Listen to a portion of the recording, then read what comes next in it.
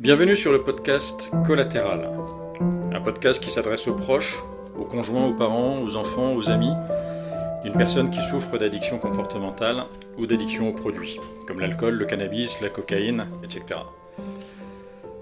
Le but de ce podcast, c'est de vous aider à comprendre la maladie, de comprendre le malade, de vous aider à l'aider et de vous aider, vous, à porter un sac à dos qui est souvent trop lourd à cause des conséquences collatérales de l'addiction, de celle ou de celui que vous aimez. Aujourd'hui, c'est avec Alice que nous allons échanger sur la maladie de son mari. Donc vous êtes Alice, Oui. et vous êtes l'épouse d'un mari qui est donc alcoolodépendant. Oui. Et de nos échanges de mails, ce que je vous disais, pour lui c'est plutôt plus encourageant que pour beaucoup d'autres. Il y a déjà pas mal d'étapes et pas mal de cases qui cochent. Il est suivi par un psy dans un CLAPA, c'est ça? C'est ça, tout à fait. Ça va faire, je dirais un an et demi qu'il avait repris ça. Donc effectivement, il n'y a pas de traitement mis en place, mais par contre, il a cet espace de parole. Ouais. Et donc il y va régulièrement, il a des rendez-vous individuels. Il va une fois par mois. Je sais qu'il voit. Alors il y a une éducatrice et une psychologue.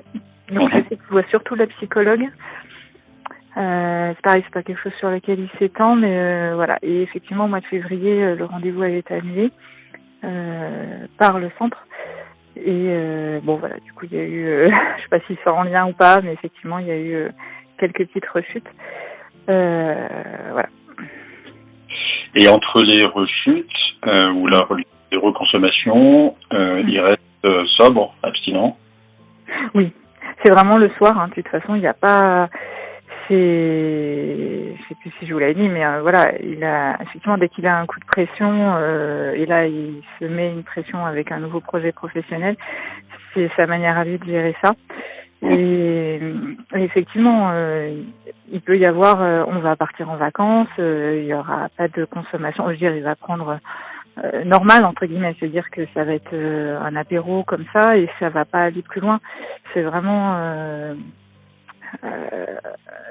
des alcools forts, c'est ce que je vous disais, que le whisky et en cachette quoi, le soir quand il sent qu'il y a un trop plein quoi. Mais entre ces périodes-là, il y a un comportement, voilà, il n'y a pas de consommation et tout va bien quoi. Enfin tout va bien. C'est voilà. Tout va bien. Ouais, enfin voilà, il y a pas de. Il fait du sport effectivement. Vous me parliez du sport. Il est inscrit aussi à une salle de sport depuis un an et demi pareil. Et ça l'aide beaucoup aussi. Et il sait que voilà, il voudrait que ça soit sa béquille à lui pour remplacer l'alcool effectivement par le sport quoi. Donc c'est effectivement une excellente béquille. Moi, ça m'a vraiment beaucoup aidé. Alors, peut-être, vous pouvez peut-être lui suggérer ça. Moi, j'avais été, parce que en fait, les addictions, c'est souvent le sommet de l'iceberg. Là, il y a des choses à gratter pour sur la durée rester rétabli. Et moi, c'est une hypnothérapeute qui m'a vraiment beaucoup aidé et en fait qui m'a fait switcher. C'est-à-dire que au moment des émotions où la pression était un peu forte, moi c'est pareil, j'allais boire en cachette et j'utilisais cet anxiolytique merveilleux qu'est l'alcool. Après plusieurs consultations, en fait, elle m'a remplacé le besoin de gérer ses émotions ou ce stress avec de l'alcool par le besoin de le gérer avec du sport. Mmh. Ouais. Et je m'en suis rendu compte de façon complètement inconsciente. C'est-à-dire que je me suis trouvé un soir avoir envie de mettre une paire de baskets et d'aller courir. Et là, je me suis marré en me disant, mais en fait, c'est voilà, le switch c'est fait. Oui, c'est sûr que c'est au niveau du cerveau aussi. Les circuits sont reprogrammés. Et puis... Ouais. Donc, c'est sûr que... Ouais, ok, ça peut être... Après, c'est pareil, voilà, si venant de moi, il peut prendre ça comme du maternage aussi. Effectivement, faut que ça vienne de lui. Je sais pas si ça a été évoqué ou pas, mais ouais. Alors, c'est effectivement le plus important, c'est-à-dire qu'il n'y a que lui qui va pouvoir construire son chemin. Mm-hmm. Tous les chemins sont différents. Et c'est bien pour ça que c'est hyper compliqué pour les structures et les gens qui accompagnent et pour l'entourage évidemment parce que dès que vous le risque quand vous suggérez des solutions c'est qu'effectivement ce soit mal pris. considéré comme du maternage, comme vous dites, ou Ouais. en fait, vous parlez... voilà, sachant que je travaille dans la santé, c'est aussi voilà, forcément voilà, ça peut être mal perçu aussi. Enfin, en fait, on n'est pas les mieux placés, quoi. C'est même encore pire parce que voilà. Mais c'est bien déjà que vous soyez consciente, parce que c'est pas forcément toujours le cas. Donc du coup, vous êtes vigilante à ça. Ça fait combien de temps, je sais plus si vous me l'avez dit, qu'il est suivi dans le tabac? 1 an et demi, je dirais, ouais. 1 an et demi, ouais, à peu près, l'été dernier, enfin oui, pas cet été-là, mais l'été d'avant, quoi, ouais. Ok, vous êtes dans la santé, vous faites quoi, enfin, si ça vous dérange pas de l'évoquer? Je travaille en pharmacie. D'accord, ok. Comment vous faisiez ça, vous? Ça dépend. Ouais. Ça dépend comment je le vis. Et j'ai ma casquette justement professionnelle qui me dit que moi je vois surtout les effets à long terme, donc je peux être assez voilà, hein, moi ce que je vois c'est le cancer, c'est même si je suis pas je veux dire c'est pas systématique, mais je veux dire moi ce que je vois c'est ça vraiment à long terme, et je vois le parcours un peu du combattant, voilà, d'être aidante. Je suis pas très claire, mais Si. disons que quand il y a puis il y a plusieurs phases, hein, on évolue aussi. Quand il y a eu la découverte, forcément j'ai été j'étais dans l'observation en fait pendant 1 semaine. Comment vous avez pris conscience de ça, en fait, du fait qu'il buvait en cachette, donc si j'ai bien compris?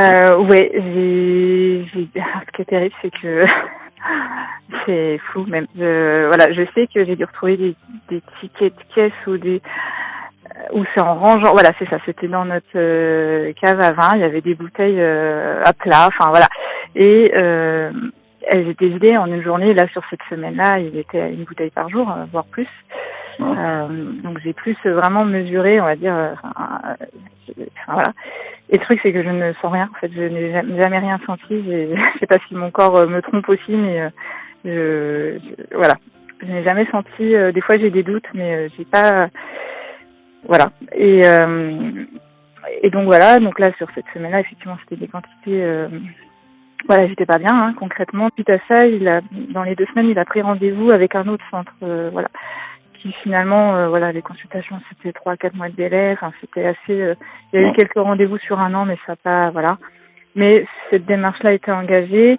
Et moi, en parallèle, donc comment je le disais, parce et ce qui est fou, c'est que il a réellement arrêté. En fait, j'avais même peur vu les quantités, qu'il y ait des symptômes physiques, et pas du tout. Enfin, et vraiment ça, je suis peut-être naïve, hein, mais je veux dire, je sais qu'il y a des périodes où il ne consomme pas du tout. Et donc voilà. Puis maintenant, je connais un peu aussi c'est pas à l'odorat, mais c'est à la manière dont il parle et dont il va les yeux, tout ça. Je sais maintenant s'il a consommé ou pas.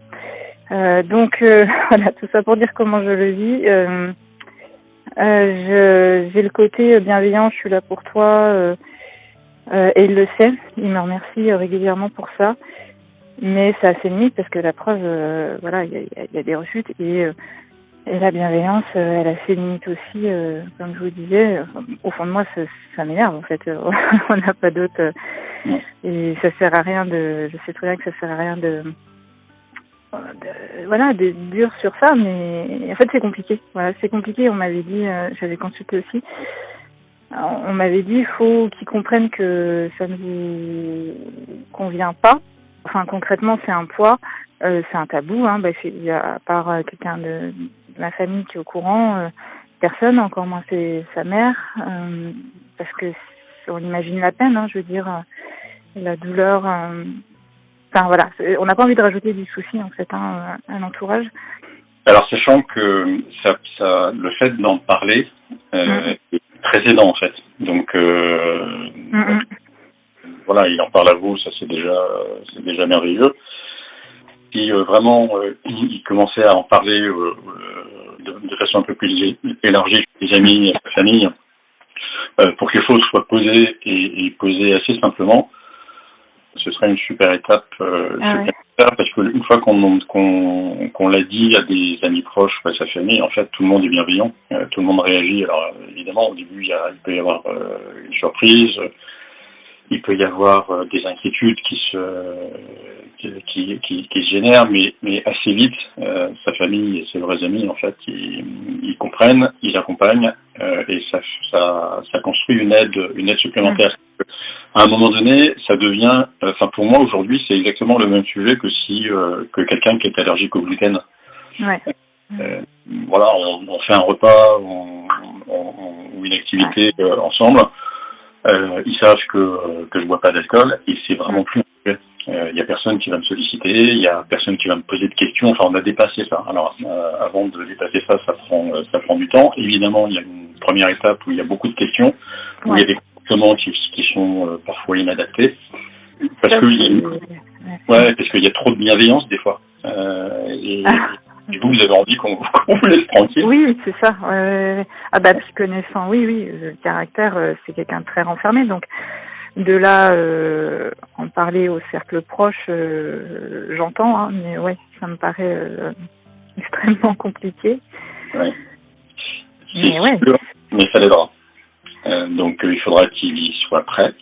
Après, dans son suivi, ça me fait penser à ça. Le suivi, il n'est pas dans une abstinence totale. Le médecin qui l'a vu et tout ça, c'est vraiment, moi, de ce que j'ai cru comprendre, il peut y avoir deux manières, entre guillemets, même si voilà, l'abstinence totale ou la consommation contrôlée. La consommation contrôlée, voilà. Et il est vraiment là-dedans parce que, je veux dire, une bière ne va pas du tout amener à d'autres choses et voilà. Enfin, je sais pas, voilà, si c'est cohérent, mais là, le truc, c'est vraiment le whisky et alcool fort, quoi. Donc, et c'est vrai qu'on nous offre une bouteille de whisky. Je sais que ça va être tendu, quoi. Enfin, donc limite, la dernière fois, avec lui, avec son accord, je crois que je l'ai donné à quelqu'un. Enfin voilà, on l'a pas gardé.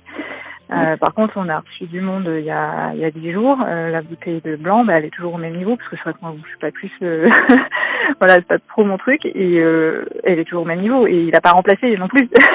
Je veux dire, donc voilà.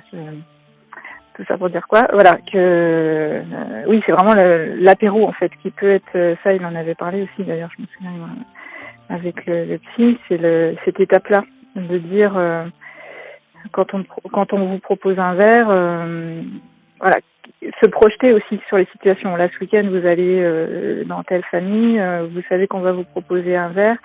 Se projeter sur la situation pour donner une réponse en fait, pour donc ne pas boire, mais voilà, comme vous disiez, allergique à l'alcool ou voilà, trouver quelque chose, une raison quoi, sans pour autant effectivement officialiser le truc quoi.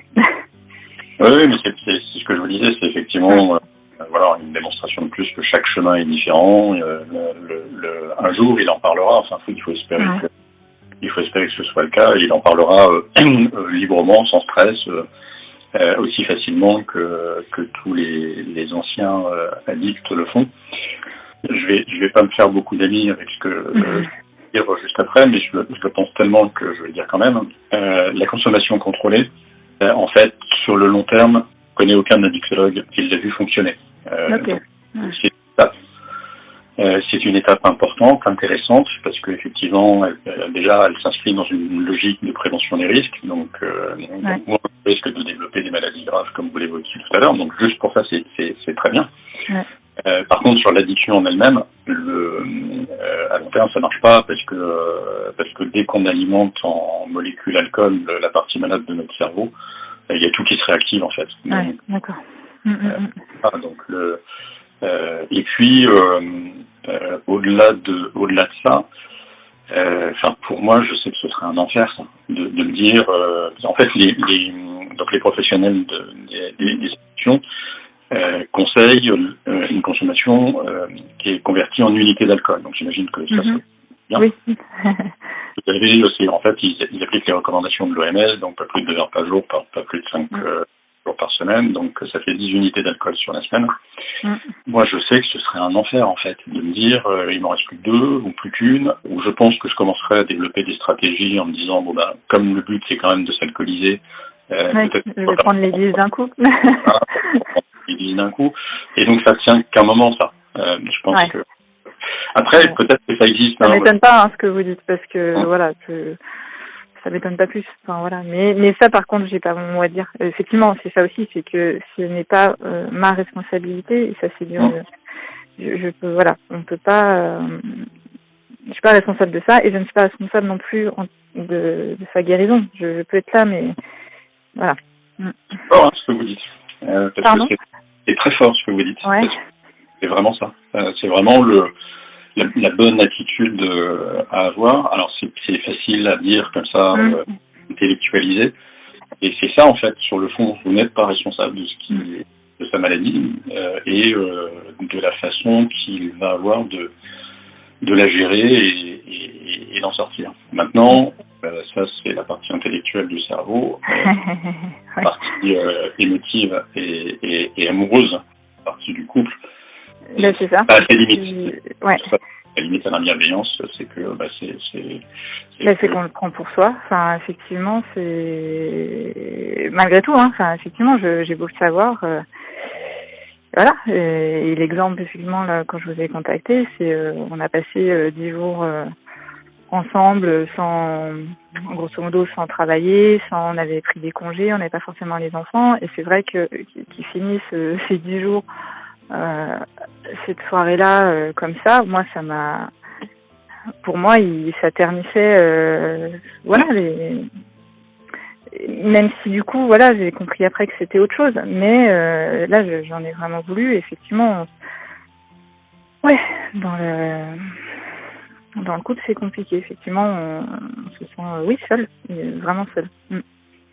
Oui, et puis c'est ce que vous évoquiez, il y a de l'amour, il y a du désir, et forcément, il y a moins d'amour et il y a moins de désir quand le conjoint est alcoolisé ou quand... là, concrètement, oui, c'est clair que... Alors, l'amour, oui, effectivement, pour moi, il y en a, effectivement, même s'il évolue, ça c'est universel, mais le désir, oui, concrètement, c'est même pas la peine, et... des soirs comme ça, et le problème c'est que moi je pense que c'est pareil, c'est assez fréquent, c'est que moi ça me met en colère, du coup moi ça me pourrit ma nuit, c'est-à-dire que moi je veux pas dormir, je vais être énervée et lui il va dormir, donc en plus moi égoïstement ça me crée de la fatigue supplémentaire dont j'ai pas forcément besoin. Donc c'est là-dessus ça joue, ça joue. Vos enfants, ils sont petits, je crois, ils sont 5 et 7 ans, c'est ça? C'est ça, ouais. Eux, ils ont conscience de la maladie du papa? Non. Alors, voilà. Non, alors après, c'est des éponges, si je puis dire. Ça, c'est clair. Enfants, ils sentent très bien. Là, ça va, ils sont petits. À l'adolescence, si c'est pas réglé avant, ça va se compliquer. Parce que autant on peut cacher, mentir, pas mentir, mais parce que ça fait quand même partie de la maladie à son conjoint. Parfois, la naïveté du conjoint, ça peut être aidant en fait, parce que ça évite les conflits et que c'est pas plus mal. Autant avec un enfant et en particulier une ado, suivez mon regard, là, ça marche plus. Moi, ma fille, elle m'a dit un jour, papa, de toute façon, tu peux raconter ce que tu veux. Je sais, moi, quand tu as vu, parce que t'es pas le même. Donc, ouais. Et c'est ça, c'est terrible.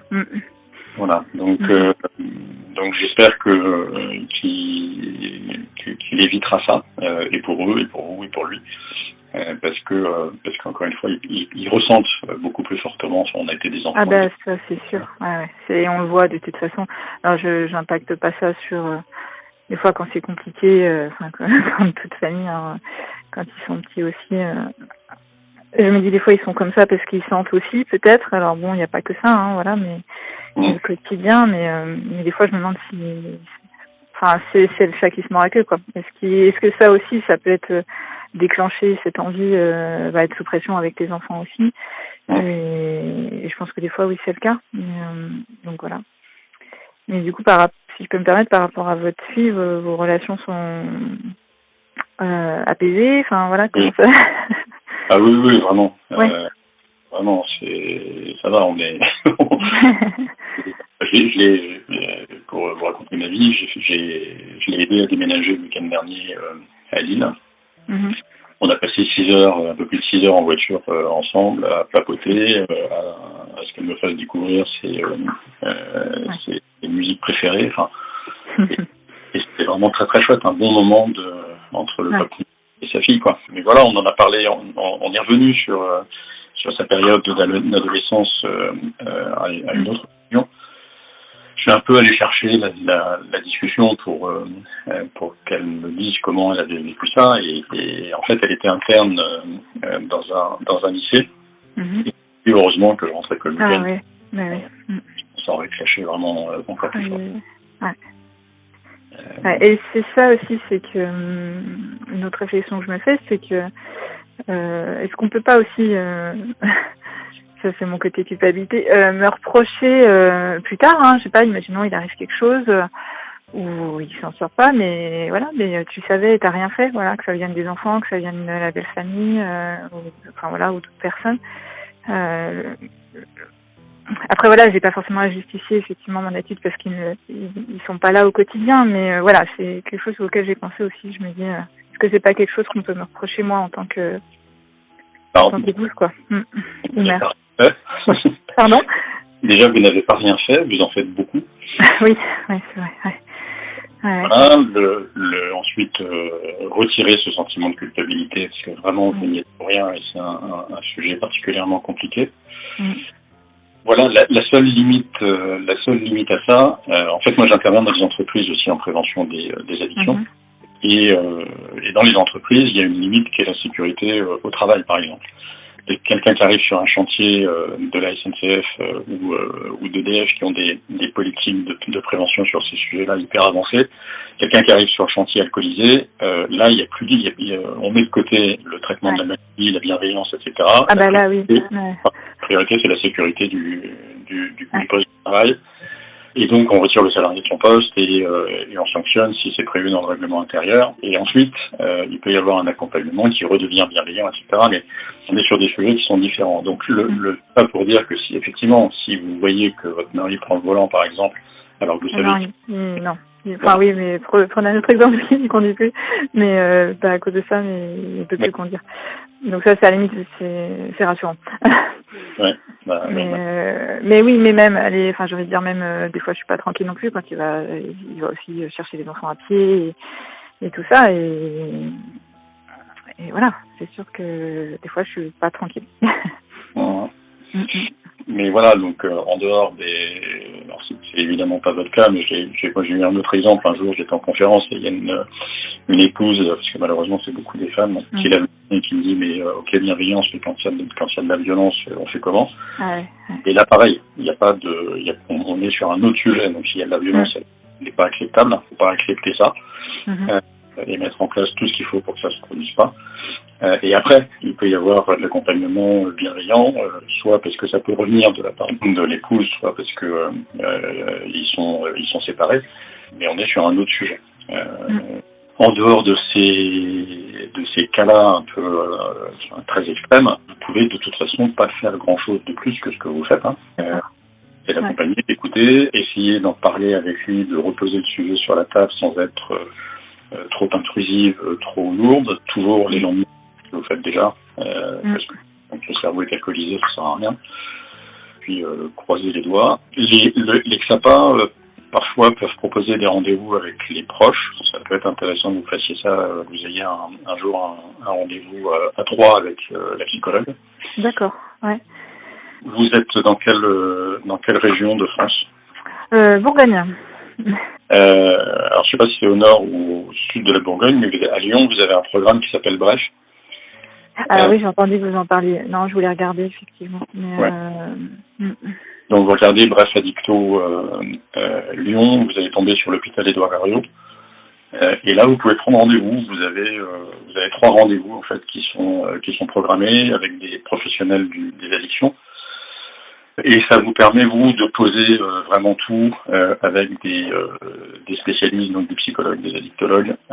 Et l'idée, c'est vraiment d'y aller pour vous et de parler de vous. Donc évidemment, il y a des rendez-vous, surtout, on va beaucoup parler on va parler un peu plus de votre mari. Mais dans une logique de comment on vous accompagne à l'aider, pas dans une logique pas par rapport à lui en fait. Où lui, il est soigné ailleurs et c'est pas le sujet. Donc si ça vous intéresse, ça peut être bien pour vous. C'est pas forcément ma zone, mais ouais, je vais regarder si. Après voilà, effectivement. Mais oui, c'est vrai que Badou aussi.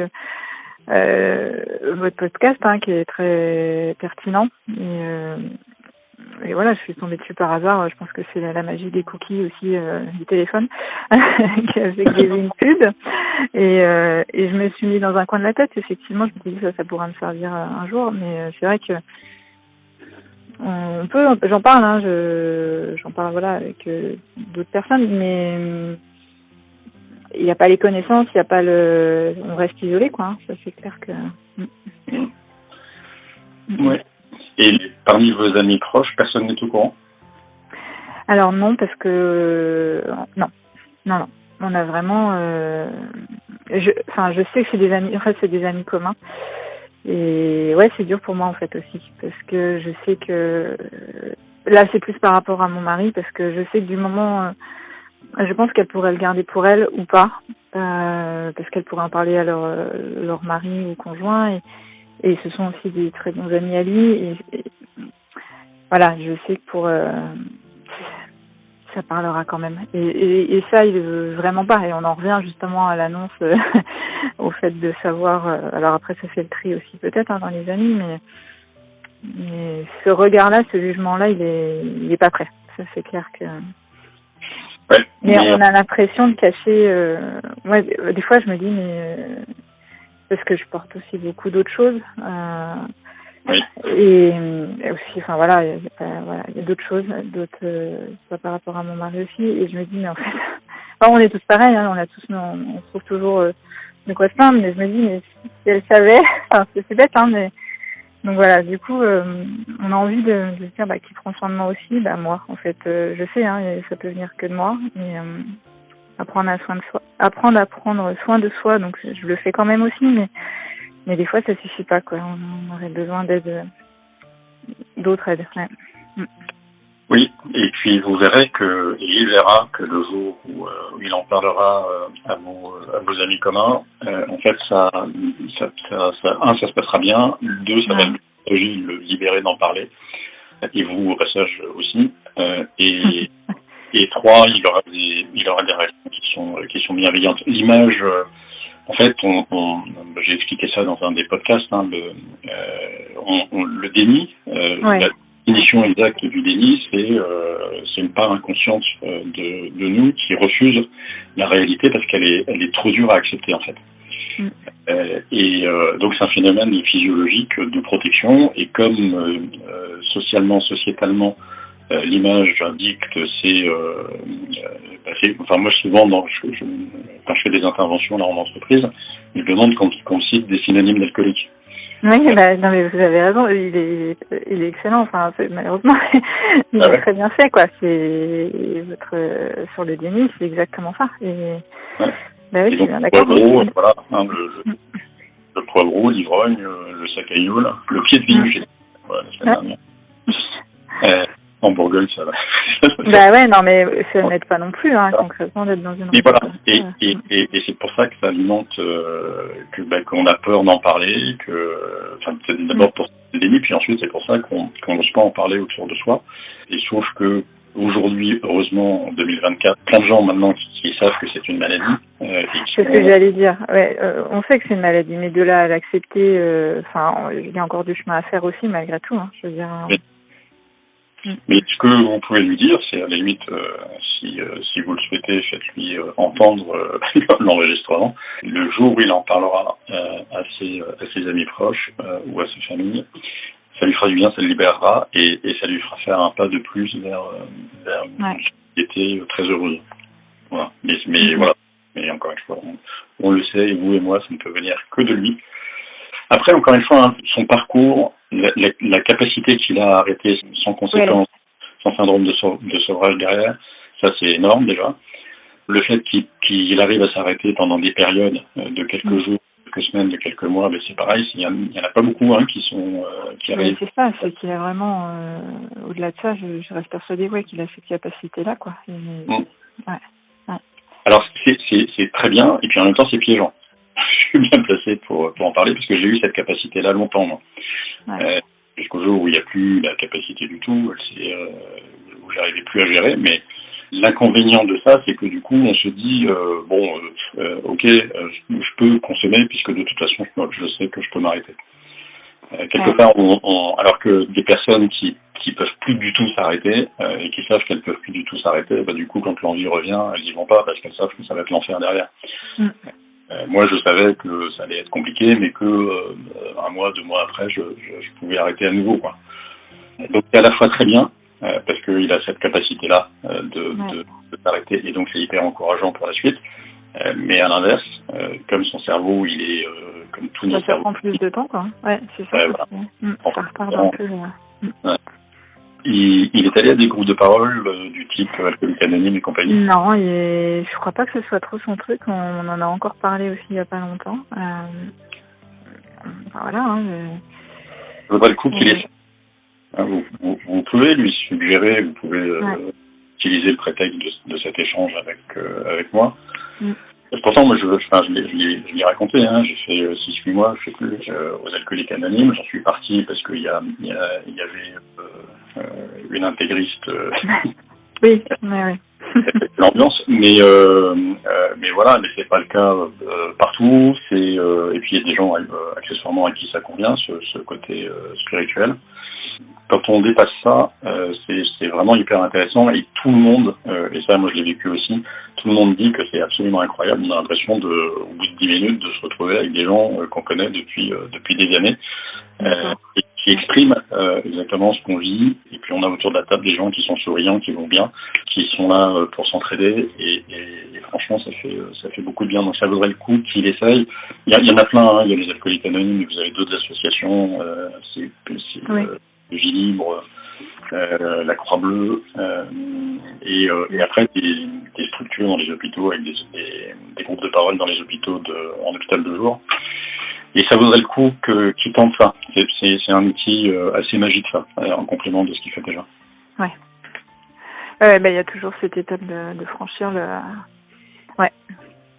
C'est ça, c'est des escaliers, et puis les marches, des fois, elles paraissent très hautes. Une fois qu'on est sur la marche, on se dit finalement c'était pas grand chose. mais avant de faire la marche, elle paraît monstrueuse. Donc, et puis votre rôle là-dedans, encore une fois, il est pas simple, parce que vous pouvez suggérer, mais si vous suggérez de façon un peu trop insistante, vous allez obtenir l'effet exactement inverse. Ouais. Mais voilà, mais déjà vous en parlez, c'est quelque chose qui est dit, qui est évoqué entre vous, donc doucement, avec bienveillance comme vous le faites déjà, de proposer d'autres pistes, puis après il en fera ce qu'il veut. Ouais, tout à fait. Mais déjà, il a pris, le jour où vous en avez parlé, il a pris rendez-vous avec un papa, il dit juste ça. Assez rapidement, ouais, c'est vrai que ça c'est. Ouais. Mais c'est plus sur des années, quoi. Enfin, c'est plus un travail en années que de. Ça passe vite, quoi, malheureusement. Enfin, quand je vois là, c'était quoi, 2021, donc finalement ça fait déjà 3 ans. Et voilà, on a progressé, effectivement, il a progressé. Mais, que vous dire de plus? Je vais vous souhaiter beaucoup de courage. Et puis espérer que ça s'arrange, mais encore une fois je vous dis en comparaison de tous ceux avec qui j'échange, lui il est plutôt dans ceux qui ont le plus de probabilité de s'en sortir, quoi. D'accord. Ouais. Parce que, oui, c'est sûr, c'est rassurant. Merci en tout cas, Alice, pour cet échange. Merci, vous aussi, parce que du coup ça va vous prendre aussi pas mal de temps en plus. Ouais, mais d'abord c'est hyper intéressant, et puis ça me indirectement ça m'aide aussi moi, hein, donc. C'est sûr. Voilà, Merci encore, bonne journée. Merci, bonne journée. Au revoir.